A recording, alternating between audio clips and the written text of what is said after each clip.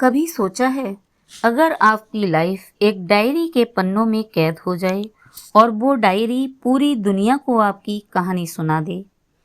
एक छोटी सी डायरी किसी इंसान की पूरी लाइफ को अमर बना सकती है।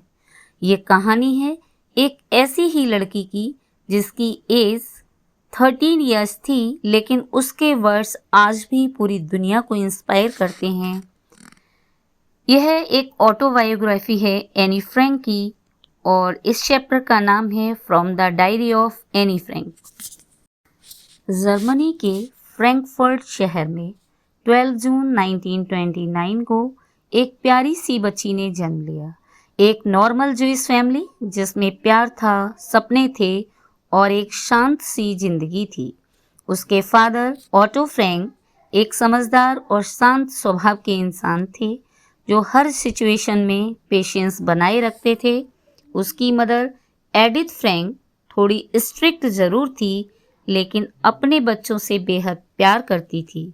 और उसकी बड़ी सिस्टर मार्गोट फ्रैंक वो हर टीचर की फेवरेट थी, इंटेलिजेंट और डिसिप्लिन थी।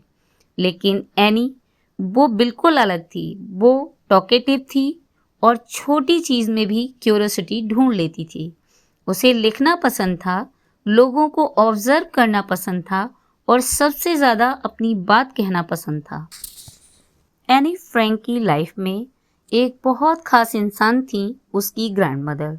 वो एनी के दिल के बहुत करीब थी। जब फैमिली जर्मनी छोड़कर नए शहर में आई तो ग्रैंडमदर भी उनके साथ आकर रहने लगी। उनके साथ बिताए हुए पल एनी के लिए बहुत कीमती थे, लेकिन धीरे धीरे उनकी तबीयत बिगड़ने लगी और एक दिन बीमारी ने उन्हें हमेशा के लिए एनी से दूर कर दिया। उस दिन एनी ने सिर्फ एक इंसान नहीं खोया। उसके बाद जब भी कोई खुशी आती, जैसे उसका बर्थडे, तो उस खुशी में एक खालीपन ज़रूर महसूस होता, जैसे कुछ मिसिंग हो, जैसे कोई अपना पास नहीं हो। लेकिन जिंदगी यहीं नहीं रुकी, एक और तूफान आने वाला था। जब एडोल्फ हिटलर ने जर्मनी में अपनी सत्ता मजबूत करनी शुरू की तो ज्यूज के लिए हालात दिन ब दिन खराब होते गए। उनकी फ्रीडम छीन ली गई, उनके राइट्स खत्म कर दिए गए और धीरे धीरे वो अपनी ही जमीन पर अजनबी बन गए। अब रहने का एक ही रास्ता था, सब कुछ छोड़ देना, और यही किया एनी की फैमिली ने। उन्होंने जर्मनी छोड़ दिया और एम्स्टर्डम में जाकर बस गए। एम्स्टर्डम में कुछ समय के लिए लाइफ फिर से नॉर्मल लगने लगी। एनी ने नया स्कूल ज्वाइन किया, नए फ्रेंड्स बनाए। वो एक मॉन्टेसरी स्कूल में पढ़ती थी जहां उसकी पर्सनैलिटी और भी खुलकर सामने आई। वो पढ़ाई में अच्छी थी, लेकिन एक प्रॉब्लम थी, वो बहुत बोलती थी। इतना बोलती थी कि क्लास में कभी कभी टीचर भी परेशान हो जाते थे और उनमें सबसे ज़्यादा परेशान होते थे उसके मैथ्स के टीचर मिस्टर कीसिंग। एक दिन उन्होंने डिसाइड किया कि अब एनी को सिखाना पड़ेगा, उसको पनिशमेंट देनी होगी, और उन्होंने पनिशमेंट में उसको एक एसे दिया, right an essay on a chatter box. लेकिन एनी भी कोई कम नहीं थी। उसने एसे में लिखा कि टॉकिंग एक नेचुरल हैबिट है और स्टूडेंट्स, खासकर गर्ल्स, बहुत ही हैबिचुअल होती हैं। टीचर थोड़ा सरप्राइज्ड हुए, लेकिन एनी की टॉकिंग बंद नहीं हुई।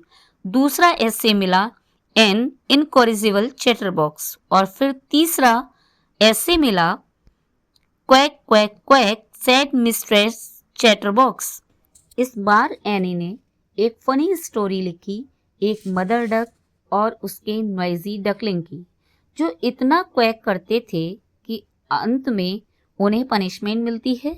जब टीचर ने ये पढ़ा तो वे हंसी नहीं रोक पाए और उसी दिन पनिशमेंट खत्म हो गया और वे इससे इतना प्रभावित हुए कि हर एक क्लास में जाकर उन्होंने इस फनी स्टोरी को सुनाया।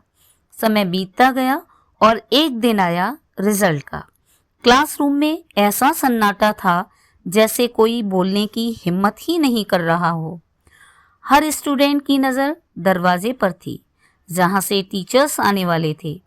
अंदर स्टाफ रूम में डिस्कशन चल रहा था।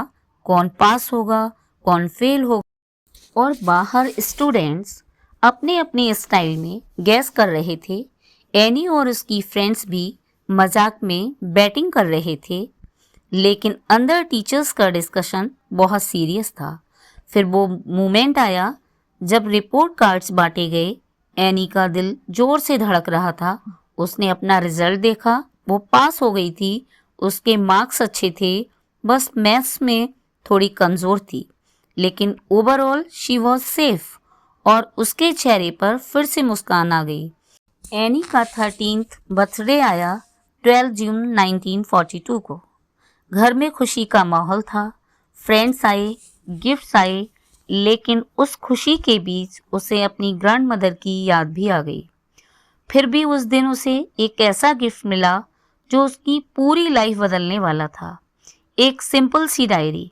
उसने उसे उठाया और उस डायरी को नाम दिया किटी। उस दिन से वो डायरी उसकी बेस्ट फ्रेंड हो गई, क्योंकि एनी खुद को बहुत अकेला महसूस करती थी। उसका कोई रियल फ्रेंड भी नहीं था। वह किसी से अपनी बात को डिस्कस भी नहीं कर पाती थी, इसलिए उसने अब अपनी डायरी किटी को ही अपनी बेस्ट फ्रेंड बना लिया। अब एनी जो भी महसूस करती वो सब डायरी में लिख देती, अपने डर, अपनी खुशी, अपने सपने। जब कोई उसे समझ नहीं पाता तो डायरी से उसे समझती।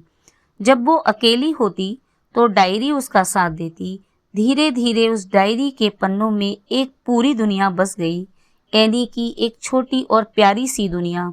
एनी का मानना था paper has a more patience than people. Annie सिर्फ एक लड़की नहीं थी, वो एक आवाज़ थी, एक ऐसी आवाज़ जो आज भी हमें सिखाती है कि चाहे हालात कैसे भी हो, आपको अपनी फीलिंग्स एक्सप्रेस करनी चाहिए, आपको खुद पर विश्वास रखना चाहिए, और सबसे ज़रूरी आपको उम्मीद कभी भी नहीं छोड़नी चाहिए। एक छोटी सी लड़की, एक छोटी सी डायरी, लेकिन एक बहुत बड़ी कहानी। एनी फ्रैंक एक नाम नहीं, एक इंस्पायरेशन है जो आज भी हर दिल में जिंदा है। एनी फ्रैंक की ये डायरी दुनिया की सबसे ज़्यादा पढ़ी जाने वाली किताबों में से एक है। उसके पिता ऑटो फ्रैंक ने एनी फ्रैंक की डेथ के बाद इसको पब्लिश कराया।